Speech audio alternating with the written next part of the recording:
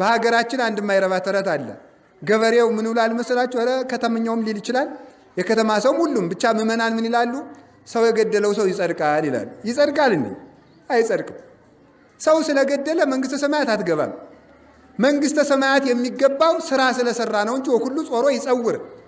ስትሰርቅ ስታመነዝር ኑረ መጨረሻ ላይ ሰው ቢገል ሰውየው በአንተ ምክንያት ይኮንናል እንጂ አንተ በሰውየው ምክንያት ግን አትጸድቅም።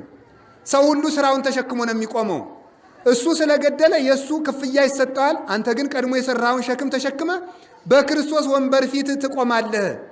ስለዚህ ሁላችንም ተመልከቱ፣ መከራ ሲመጣባችሁ ከሞት ጋር ትግል አትግጠሙ። ሰምታችሁ እንደሆነ ክርስቶስ በ2 ዓመቱ ተሰዷል። ለምን? ሞት ካለበት ቦታ ትግል አትግጠሙ። አለሁ አትበሉ። እኔ ጀግና ነኝ ማን ይችለኛል አትበሉ ለማለት ነው። ወሶበ ሰምዐ እግዚእ ኢየሱስ ከመ ተማከሩ ፈሪሳውያን ከመ ይቅትልዎ ተግህሰምየ።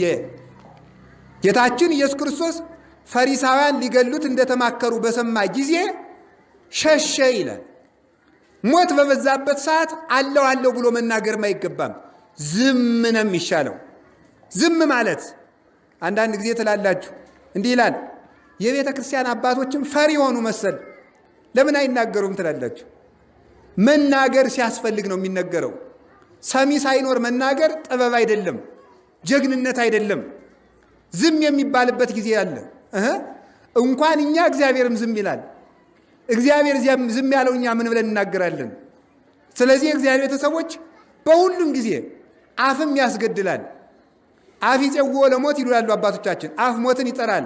ሞት ወሕይወት ውስተ እደ ልሳን፣ ሞትም ሕይወትም በአንደበት እጅ ነው፣ በምላስህ እጅ ነው። ሕይወትም አፍህ ላይ አለ፣ ሞትም አፍህ ላይ አለ። ስለዚህ በዘመን በመከራ ጊዜ መናገር አያሻም።